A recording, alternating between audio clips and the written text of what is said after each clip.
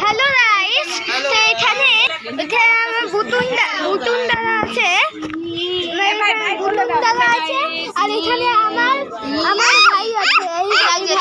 বলো hello guys. এখানে আছে অনেক ছোট, এখন কথা বলতে পারে না। আর এখানে আমরা শিপে এসেছি এখন, তো এই শিপের ট্যুর। এই যে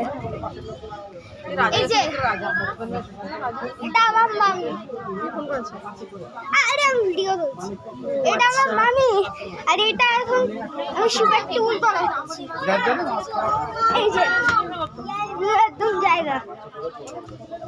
এই যে এই দেখো আমার মামা, এই দেখো আমার মামি।